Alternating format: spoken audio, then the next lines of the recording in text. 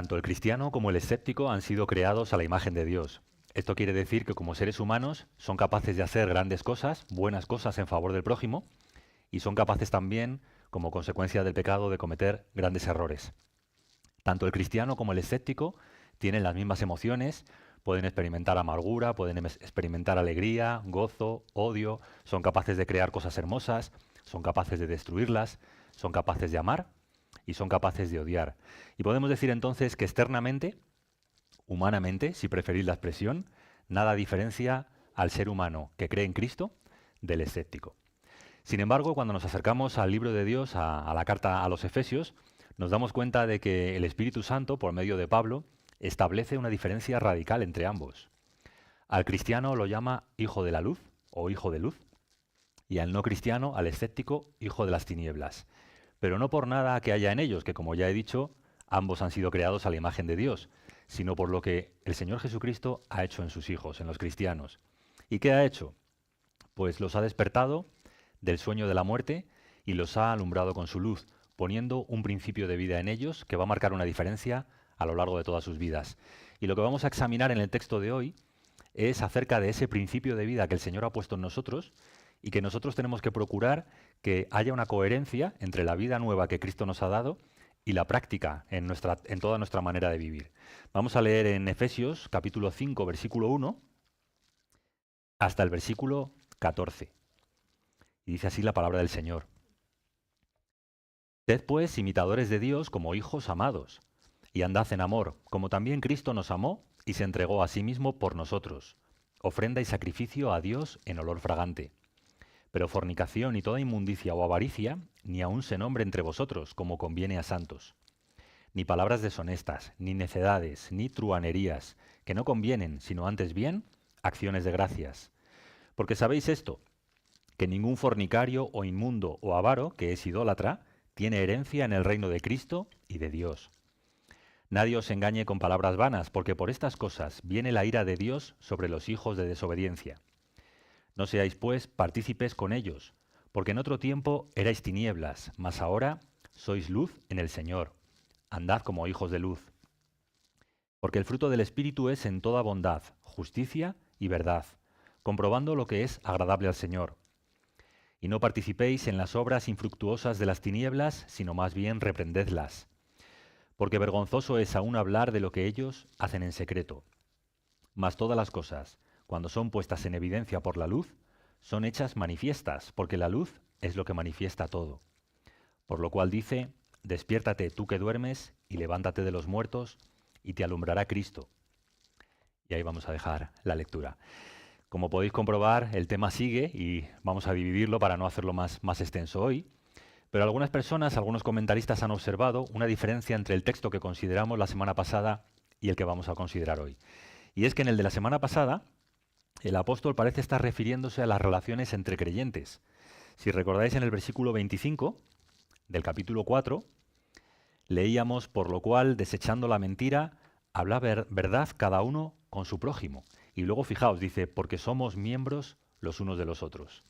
Esto parece que encaja mejor en el contexto de nosotros como cuerpo de Cristo, ¿no? Somos miembros del mismo cuerpo, del cuerpo de Cristo. Pero en el texto que vamos a considerar hoy, dice el versículo 7, no seáis pues partícipes con ellos. ¿Con quiénes? ¿Con otros creyentes? No, ¿verdad? Y dice en el versículo 12, otra vez, porque vergonzoso es aún hablar de lo que ellos hacen en secreto.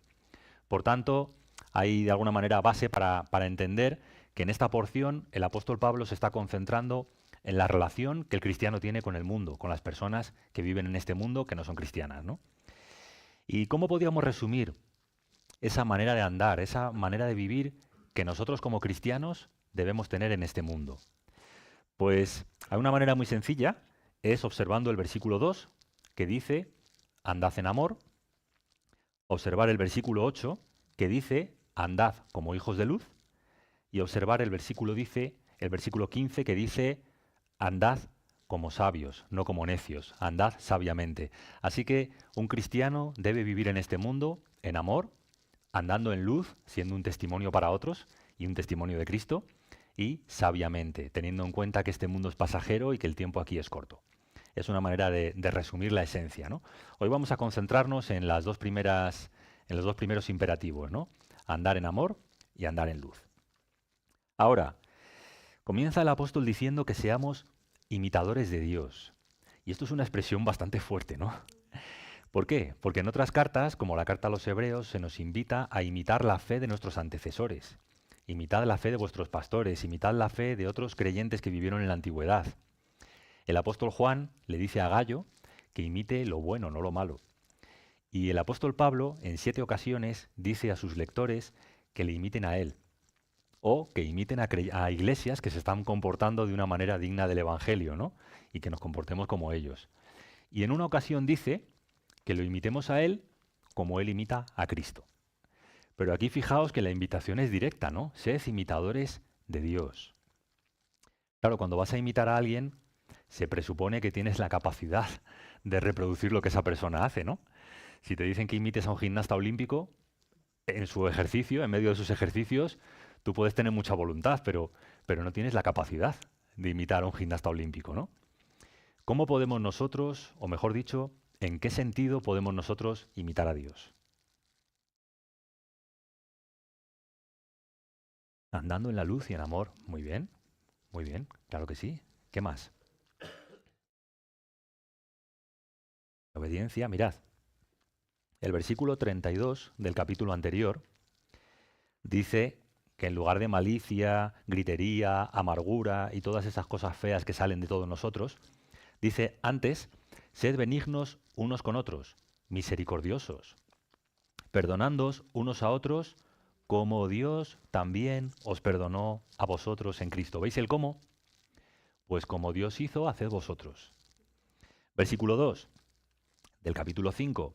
Andad en amor, como también Cristo nos amó. Y como ha dicho muy bien nuestra hermana Mónica, imitar a Dios en su amor. Ahora, fijaos que esto es muy interesante. Si estamos considerando cuál debe ser la manera de vivir del cristiano en el mundo, cómo debe conducirse el cristiano en este mundo, lo primero que el apóstol nos está diciendo es que debemos conducirnos en amor. ¿No es esto un choque con lo que muchos cristianos entienden de lo que es nuestra vida en este mundo? Que parece que vivimos entre apestados y que lo mejor que podemos hacer es no acercarnos a ellos para no contaminarnos. Es como que han interpretado ese pasaje de Primera de Juan capítulo 2, versículo 15, que dice, no améis el mundo ni lo que está en el mundo. Porque si alguno ama el mundo, el amor del Padre no está en él. Ah, comprendo. Entonces lo que tengo que hacer es aborrecer al mundo, aborrecer a las personas del mundo, aborrecer todo lo que este mundo es y representa. Pero eso no podemos interpretarlo de esa manera. ¿Por qué? Porque el mismo Juan escribe en su Evangelio que de tal manera amó Dios al mundo. Entonces, ¿en qué quedamos? ¿Tenemos que aborrecer al mundo o tenemos que amar al mundo? ¿Qué pensáis?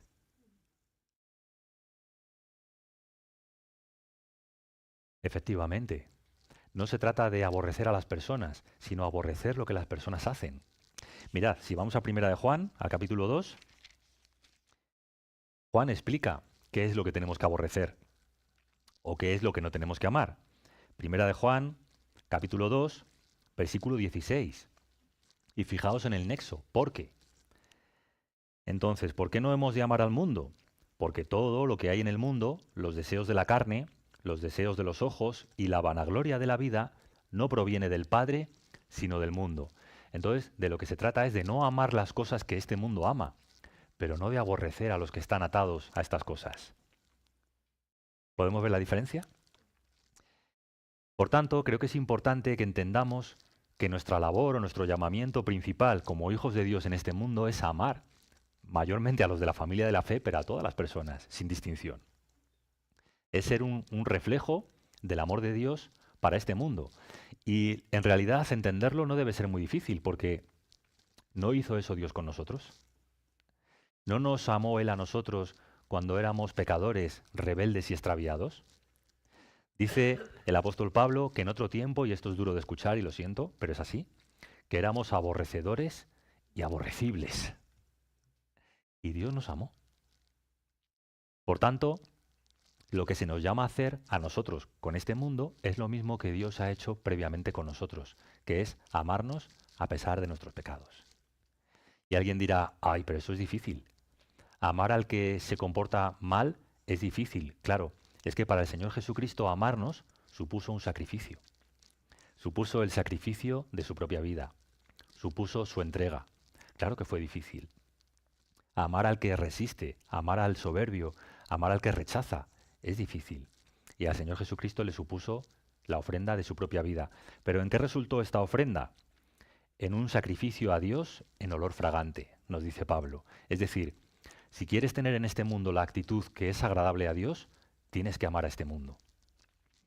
Y no a lo que este mundo ama. Espero que hayamos entendido esa diferencia. Y si no la hemos entendido, la vamos a entender a continuación, porque queda bastante más claro. Entonces, este es el llamado, el primer llamado que tenemos como cristianos. Tenemos que amar, tenemos que amar. Y tenemos que amar basados y afianzados en el amor con que hemos sido amados. De hecho, no podríamos amar de otra manera, ¿verdad?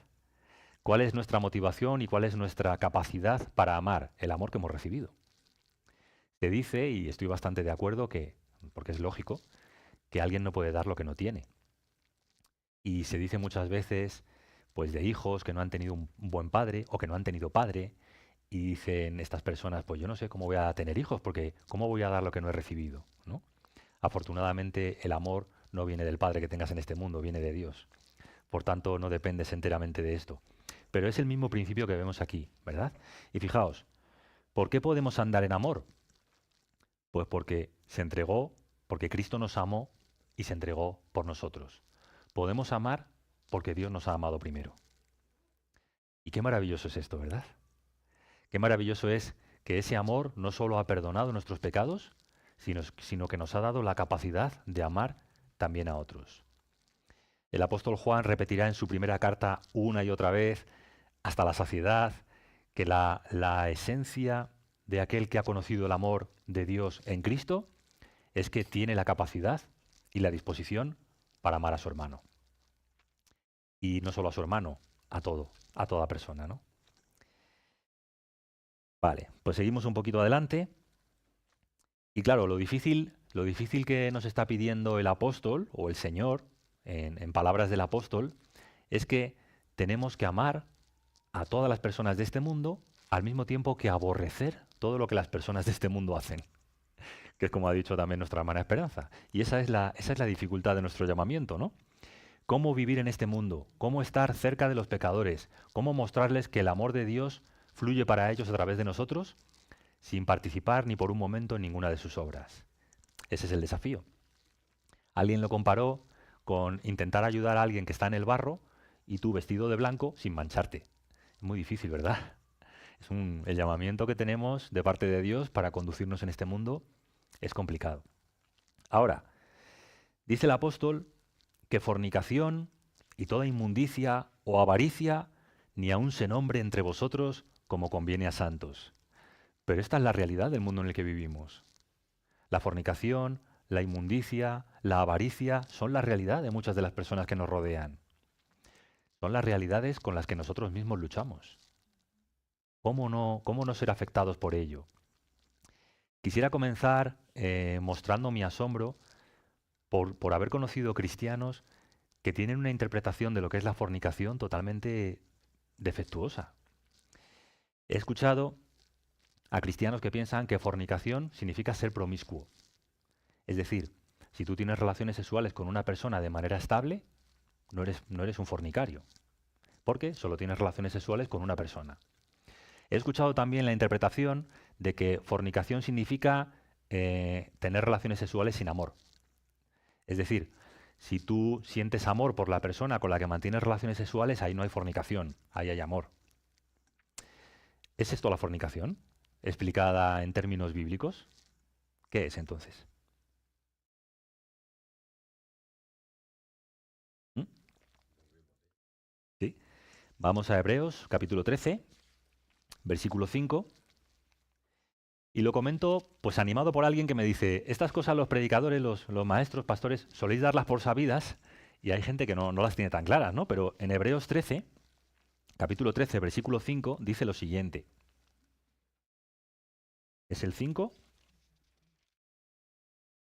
No, es el 4, perdonadme. He dado mal el texto a Alex antes. Dice así la palabra del Señor. Honroso sea en todos el matrimonio y el lecho sin mancilla o sin mancha. Y dice después, pero a los fornicarios y a los adúlteros los juzgará Dios. Es decir, para todas las personas, en todas las circunstancias, es honroso delante de Dios el matrimonio. Es el estado que Dios ha establecido para la unión de dos personas. El estado que aprendemos de Génesis, de la misma creación, ¿no? Y dice después que a los que no consideran honroso el matrimonio, que a los que pasan por alto el matrimonio, estos son los fornicarios y los adúlteros, a los cuales juzgará Dios. Es decir, en palabras de José, cualquier relación sexual fuera del matrimonio es fornicación. ¿Vale? Entonces, claro, nos damos cuenta de que en el mundo esto pues no se ve así, ¿verdad? En el mundo, pues donde haya amor y donde haya una relación estable, ahí no puede haber nada malo. Es algo universalmente establecido. Pero no debe sorprendernos que el mundo lo considere así. Lo que debe sorprendernos es que haya entre nosotros personas que lo ven así. ¿Por qué?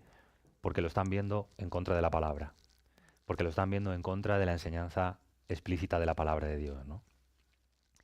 Ahora, dice también que tenemos que guardarnos de la fornicación, claro, de toda inmundicia, es decir, no solamente de la fornicación, sino de todo lo que implique de alguna manera una inmundicia, que sea algo inmundo, desagradable a Dios, de la avaricia también, y que estas cosas no solo no debemos practicarlas, sino que aún no se deben mencionar entre nosotros. Es el llamado que tenemos, ¿no? Y luego habla otra vez de palabras, palabras que ya vimos en el estudio anterior, como las palabras corrompidas pueden ser aquellas palabras que tienen un contenido inadecuado, pero pueden ser también las palabras que hacen un daño en medio de nosotros y que rompen la comunión, ¿no? Y dice que en lugar de estas cosas, lo que debemos hablar o de lo que debe abundar nuestro corazón es en acciones de gracias. Es algo interesante. Y luego añade que ningún fornicario o inmundo o avaro que es idólatra tiene herencia en el reino de Cristo o de Dios. Y esto es algo otra vez que llama la atención, porque para muchas personas es como que Dios abre el abanico, ¿no? Hay un Dios de amor que abre el abanico y que invita a venir a todas las personas y que al final cada uno tenemos nuestras debilidades y Dios es consciente de que es así y entonces como que hace la vista gorda, ¿no? Y dice, bueno, tú eres avaro, amas mucho el dinero, tienes un verdadero problema con él, pero todos tenemos problemas, ¿no? No pasa nada. Y tú eres fornicario, o yo soy fornicario, o el otro es, y no pasa nada, ¿no? Son cosas que podemos pasar por alto porque al final todos tenemos nuestra debilidad. Pero mirad lo que dice el texto. Dice que ningún fornicario, o inmundo, o avaro que es idólatra, tiene herencia en el reino de Cristo y de Dios. Para mucha gente esto es algo como muy radical, ¿no? ¿Qué hacemos con esos pecados que todos tenemos y a los que estamos atados y sujetos? Pues lo voy a dejar ahí en suspenso para revelarlo después. Pero de momento lo que tenemos que afirmar es lo que la palabra de Dios afirma, que estas personas que viven aferradas a estos pecados no tienen parte en el reino de Dios y de Cristo. Por cierto, los señores de este reino son Dios y Cristo. Si quieres leer un buen artículo acerca de que el Hijo es igual al Padre, en el boletín de esta semana tenemos uno muy bueno de José Grau que te explica por qué y cómo esto es así. Ahora, de momento, como digo, lo vamos a dejar ahí.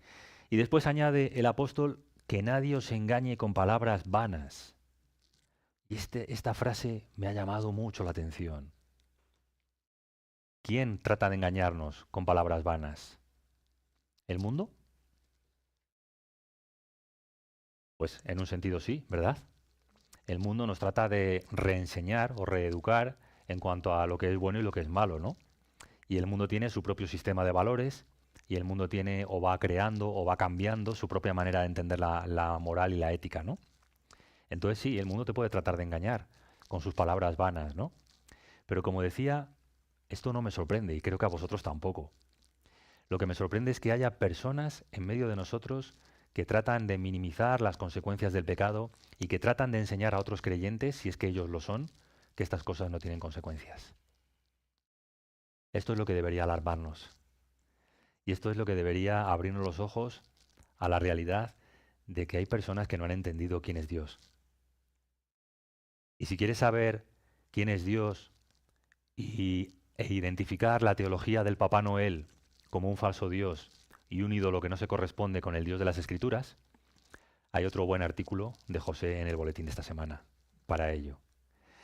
Dios es amante, es tierno y es misericordioso para perdonar los pecados de todos aquellos que se arrepienten de sus pecados. Pero Dios es inflexible para aplicar su justicia y su ira para todos aquellos que voluntariamente permanecen en sus pecados. Y no podemos alterar eso, porque si alteramos eso, alteramos lo que la palabra de Dios nos dice acerca de Dios. Y esto es lo que me asombra que suceda dentro de la propia Iglesia. Dice, nadie os engañe con palabras vanas. Otras traducciones dicen, no os dejéis engañar. Hace años escuché el testimonio de un hermano nuestro, un hermano en la fe, que confesó públicamente que desde muy jovencito tuvo una lucha porque sentía atracción hacia personas de su mismo sexo. ¿Y qué sucedía? Pues que el mundo alrededor le decía, pero no niegues lo que eres. Entrégate y sé libre y disfruta de la vida tal y como eres. Y su propio corazón le impulsaba en la misma dirección. Pero, ¿es que vas a ser infeliz toda tu vida?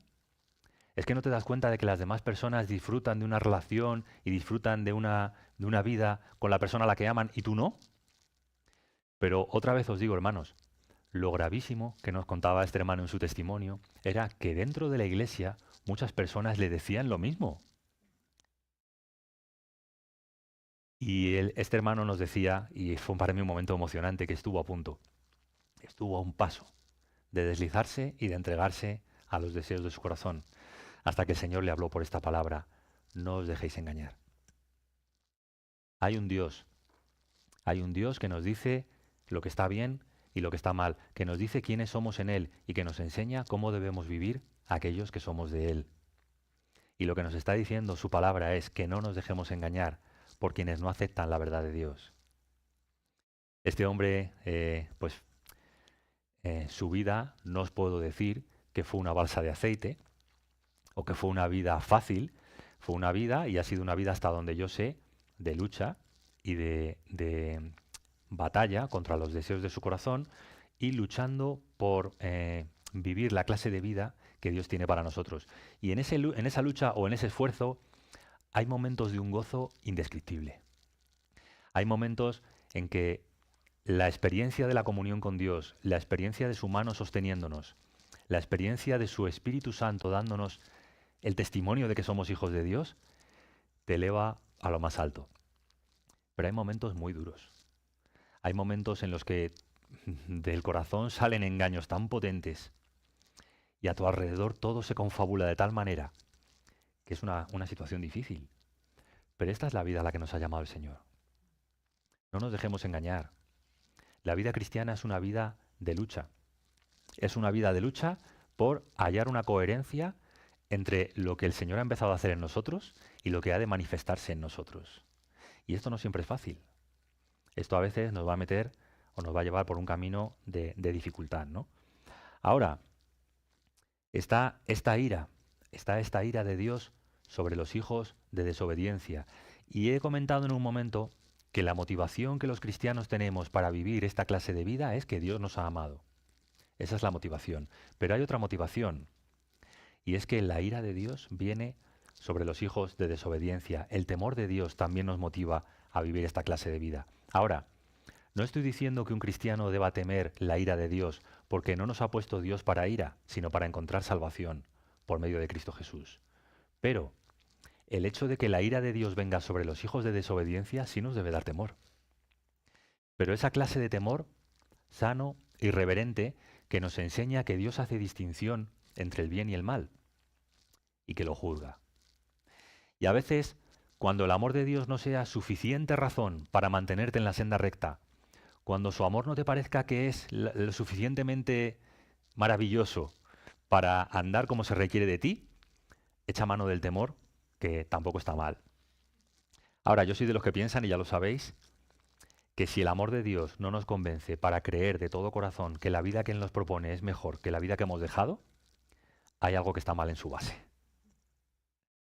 Dice el famoso predicador John Piper que cuando David pecó con Betsabé, es lo que normalmente se dice entre nosotros. Cuando David pecó adulterando con Betsabé, perdió el gozo de la salvación. ¿Sabéis, no? Lo que dice el Salmo 51, el propio testimonio de David. Pero John Piper propone lo siguiente, que David primero perdió el gozo de la salvación y por eso pecó con Betsabé. ¿Entendéis la relación de ideas? Es cuando dejamos de ver lo que Dios ha hecho con nosotros.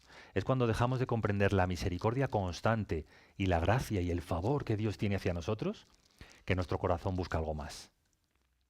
Es cuando dejamos de ser agradecidos por la vida que Dios nos ha dado. Es cuando dejamos de ser agradecidos con todo lo que somos en Él y con todo lo que tenemos, que buscamos algo más. Y que abrimos la puerta a lo que no es para nosotros y a algo que no puede satisfacernos.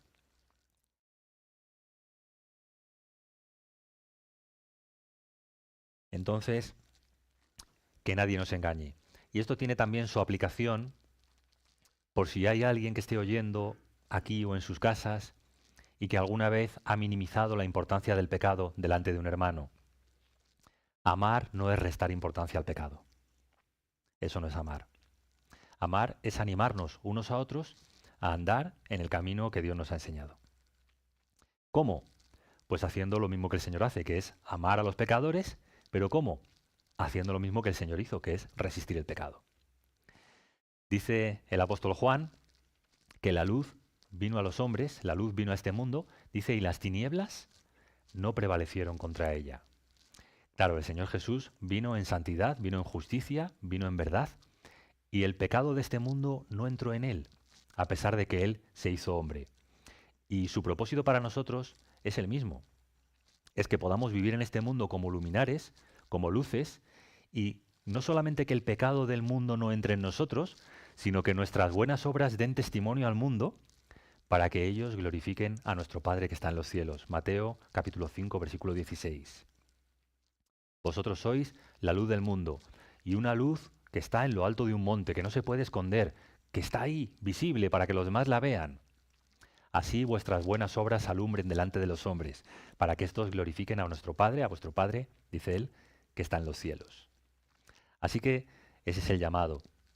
Y claro, otra vez, hermano, yo veo vuestras caras ahora y pienso, madre mía, ¿y cómo hacemos esto? Y está clarísimo lo que Dios quiere de nosotros, pero ¿cómo hacemos esto? Pues, ¿quién nos ha llamado a vivir una vida diferente? Dios, ¿no? No es que nosotros le hemos encontrado a Él, es que Él nos ha encontrado a nosotros y ha puesto un principio de vida en nosotros, ha puesto la vida de Cristo en nosotros. ¿Y quién puede hacer que andemos en esta clase de vida? Dios. Mira lo que dice el versículo 9. Habla del fruto del Espíritu, no de nuestro espíritu, del fruto del Espíritu de Dios, que es en toda bondad, justicia y verdad. Hermanos, si yo pensase que esta clase de vida tiene que salir de nosotros, creería honestamente que os estoy engañando, porque esta clase de vida no sale de nosotros. De nosotros y de nuestro corazón sale lo mismo que sale del corazón de cualquier otro incrédulo o escéptico. Lo mismo. Porque si bien fuimos hechos ambos a imagen y semejanza de Dios, el pecado ha obrado la misma ruina moral en todos. Ahora, la clase de vida que se nos llama a vivir es la clase de vida que Dios, por su Espíritu, produce en nosotros. Mirad qué interesante es esto. Voy a ir un momento al final, aunque después voy a volver, ¿no? Pero dice, despiértate tú que duermes y levántate de los muertos. Fijaos lo que dice aquí. ¿Cómo puede un muerto levantarse?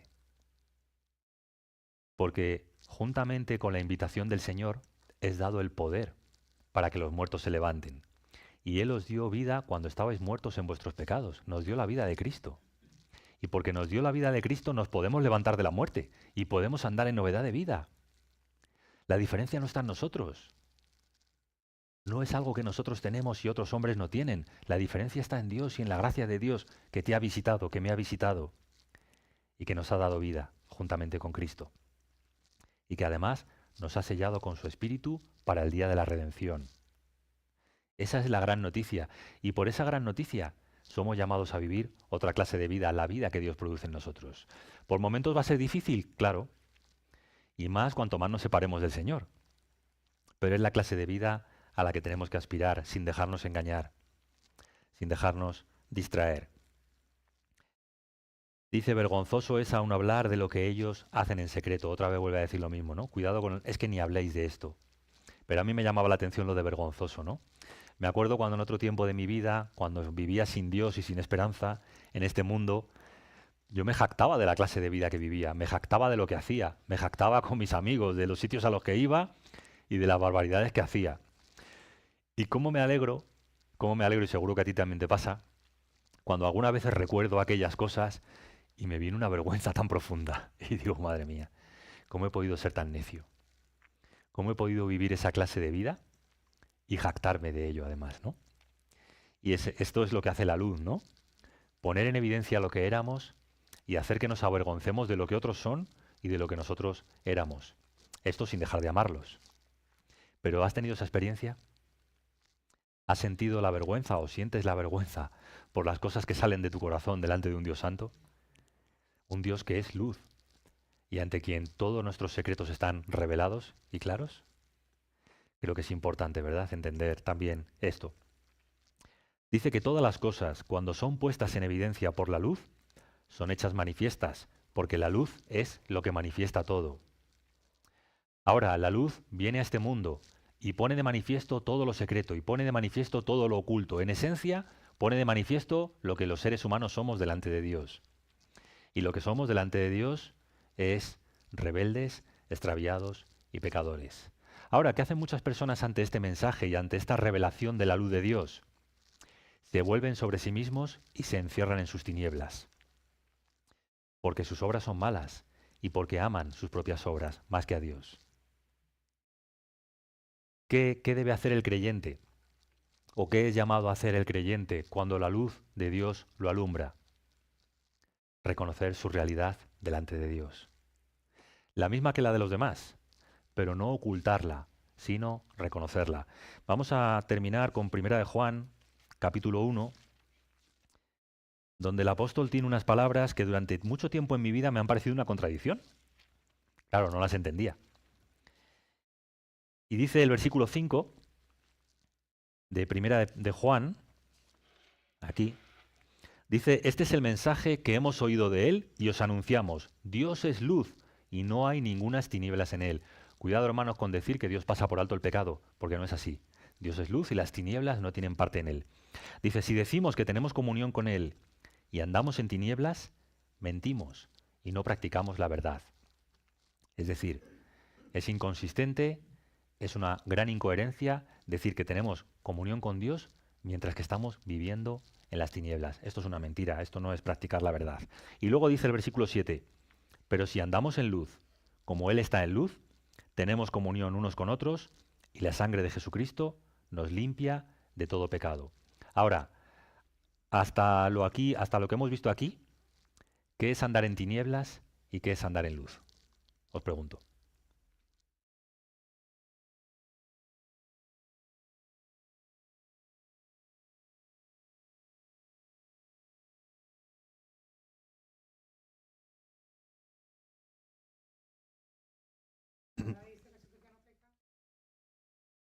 Ujú, ujú,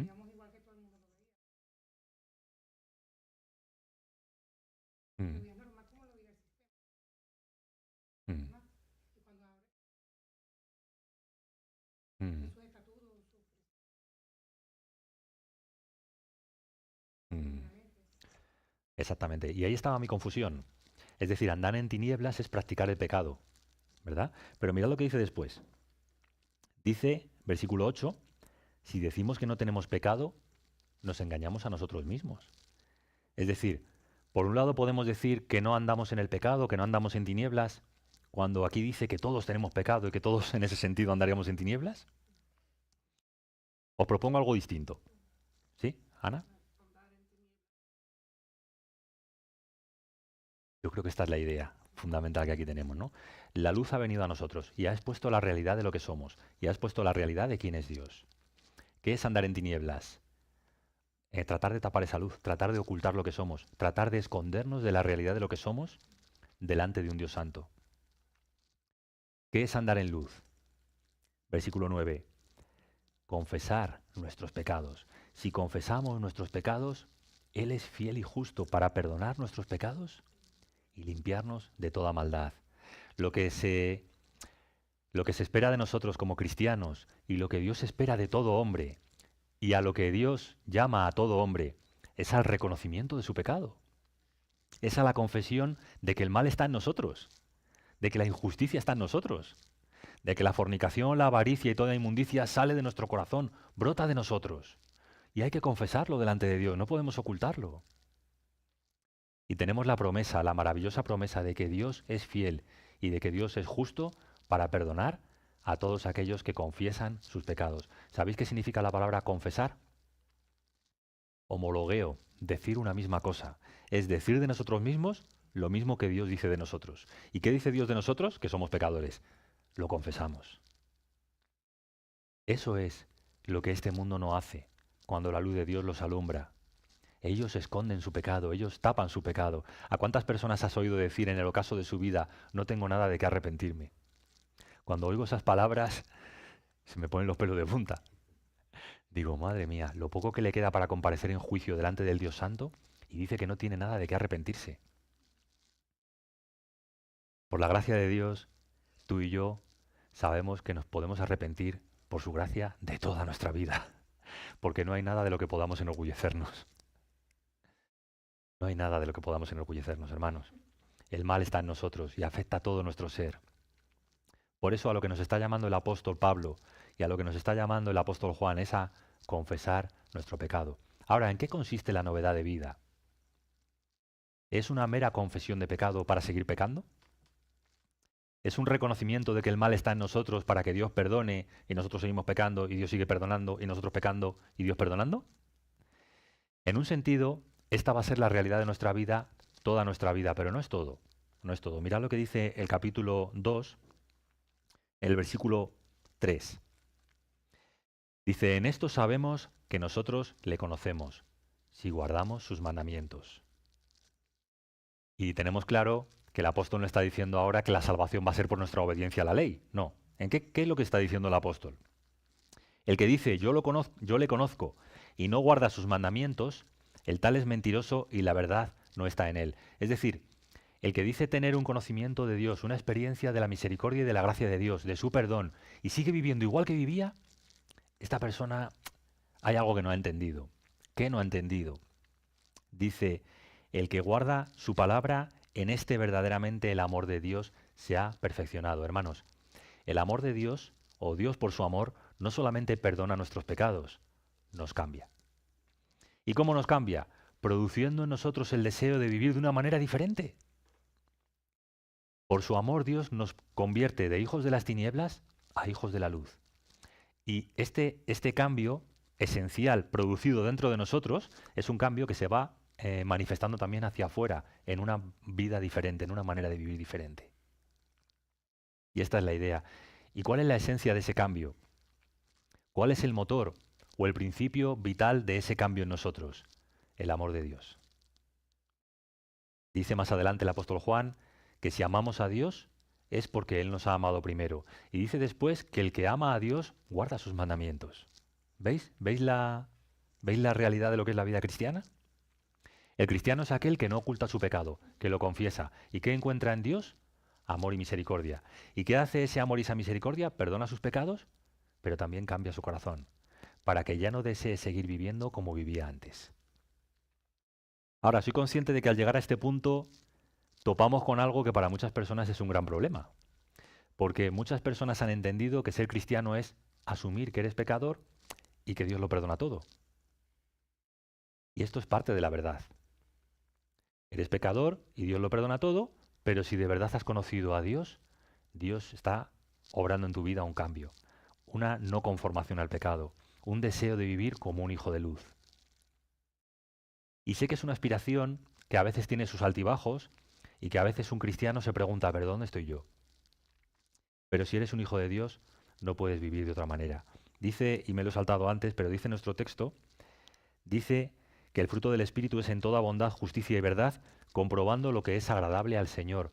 Es decir, un cristiano vive verificando, constatando que está viviendo o andando de acuerdo a la voluntad del Señor, porque el mismo Espíritu que mora en nosotros y que es contristado o entristecido cuando no hacemos lo que Dios quiere, nos da su aprobación y nos da su gozo cuando estamos viviendo de acuerdo a lo que Dios quiere.